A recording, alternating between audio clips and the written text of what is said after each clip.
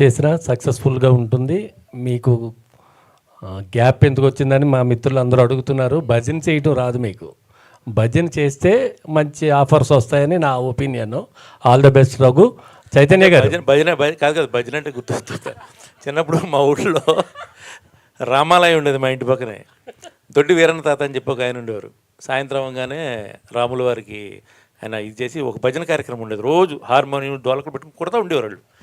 నేను పాటలు పాడతానని తెలిసి ఆయనకి, ఒరే అబ్బాయి రారా వచ్చి నువ్వు కూడా ఒక భజన చేయరా అనేవాడు. నాకు రా తాత అనేవాడు. అది చెయ్యరా, అది అలవాటు అవుద్ది, ఇప్పుడే కాదు రా, రేపు పెద్దయ్య కూడా ఉపయోగపడుతుంది అనేవాడు. మా కోసం భజన సాంగ్. ఆ రోజున వెళ్ళలేదు, భజన నేర్చుకుని ఉండుంటే ఇవాళ బాగా ఉపయోగపడేది. అది ఇప్పటికి బాధపడుతుంటున్నారే, దొడ్డి వీరంతా అది చెప్పిన మాట వినలేదే, ఆ భజన నేర్చుకోలేకపోయానే అని బాధ ఉంటుంది ఇప్పటికీ.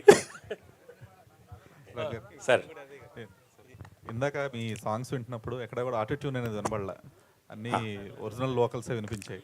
సో ఇప్పుడు మ్యూజిక్ ఇండస్ట్రీ అంతా కూడా మోస్ట్లీ ఆటోట్యూన్ మీద నడుస్తుంది. అవును. సో ఇది మీకు ఒక మ్యూజిక్ డైరెక్టర్గా ఎలాంటి ఫీల్ ఇస్తుంది?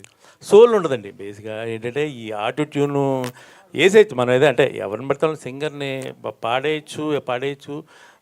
ఓకే, తప్పులు పాడినా సరే ఆ మ్యూజిక్ డైరెక్టర్స్ ఒక్కొక్కసారి అది తర్వాత ట్యూనింగ్ చేసుకోవచ్చులే అని వదిలేయడం. తర్వాత అది మనది ఆటోట్యూన్ వేసే ఆంథ్రాస్ ఆటోట్యూన్ అని ఉంటుంది, అది వేసేస్తారు. ఓ ప్లగ్ఇన్ ఉంటుంది సపరేట్గా.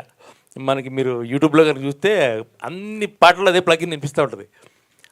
అదేంటంటే సోల్ ఉండదు అంటున్నాను. ఎవరు పాడినా ఒకలాగే ఉంటుంది. ఇంకా అలాంటప్పుడు ఎవరైనా పాడవచ్చు పాట అనేది, ఎవరైనా పాడేసేయచ్చు.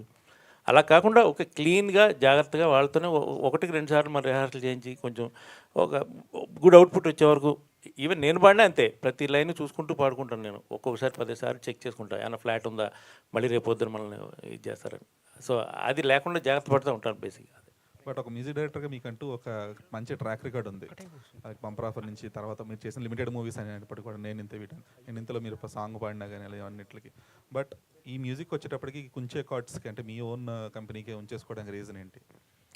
యా, మంచిదండి ఇది. ఎందుకంటే ఓన్గా ఒక లేబుల్ క్రియేట్ చేసుకోవడానికి ఎలాంటి పరిస్థితులు వచ్చాయంటే, కొన్నిసార్లు ఏదో ఒక ప్రోగ్రామ్కో లేదంటే ఎక్కడో ఏదో ఒక రీల్కో ఏదో చోట మన మ్యూజిక్ యాడ్ చేయాలి. మన మ్యూజిక్ యాడ్ చేయాలి అంటే మనకు వెంటనే కాపీరైట్ వస్తుంది వేరే దగ్గర నుంచి. అంటే నేను క్రియేట్ చేసిన పాటకి నేను పాడిన పాటకు కూడా నాకు కాపీరైట్ పడుతూ ఉంటుంది. అందుకని నేను ఒక ఓన్లీ లేబుల్ క్రియేట్ చేసుకున్నాను. నేను చేసే కొన్ని సినిమాలకి ఏదైనా బడ్జెట్ ఇష్యూస్ ఉన్నప్పుడు మేము ఇది ఎక్స్ప్లెయిన్ చేసే వాళ్ళకి, మన పాటను మనం ఎలాగైనా వాడుకోవచ్చు. ఎందుకంటే ఆ ఫ్రీడమ్ ఉండదు. వేరే కంపెనీ లేబుల్ మీద వచ్చే పాటలని అందరూ ఇష్టం వచ్చినట్టు వాడలేరు. చూస్తున్నారు కదా, ఇప్పుడు పాడినా సరే మన కాపీ ఇది వస్తుంది. అది ఈవెన్ ఇంతకుముందు సినిమాల్లో పాటలే పెట్టేవారు, కానీ ఇప్పుడు పాడటానికి కూడా లేదు. ఇప్పుడు ఒక మనిషి ఒక పాట పాడడానికి కూడా లేదు, పాడితే వెంటనే ఆడియో కంపెనీ నుంచి వాడికి లెటర్ వస్తుంది.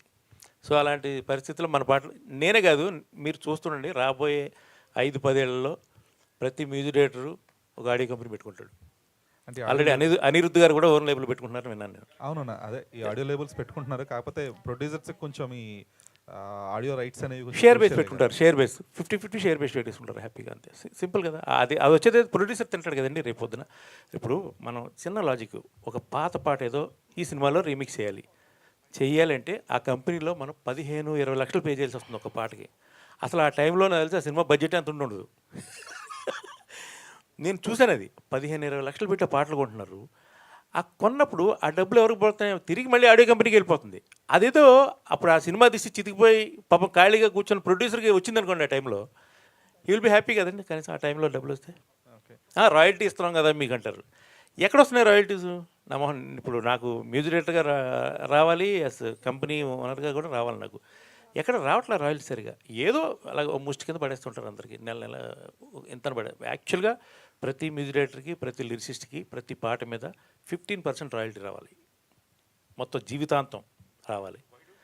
లెక్క చూపిస్తే కదా, లెక్క ఉండాలి కదా, లెక్క ఏది? బట్ ఇళయరాజా గారు ఇదే విషయం మీద చాలా మంది ఆయన మీద మళ్ళీ ఇప్పుడు సరేగా మ్యూజిక్ వాళ్ళు ఆయన మీదే మళ్ళీ ఒక కేసు గెలవడం, 143 ఫిల్మ్స్కి అసలు ఆయనకి అలాంటి రైట్స్ లేకుండా ఇంజక్షన్ ఆర్డర్ అయితే తెచ్చుకోవడం, వీటిని ఎలా చూస్తారు మరి?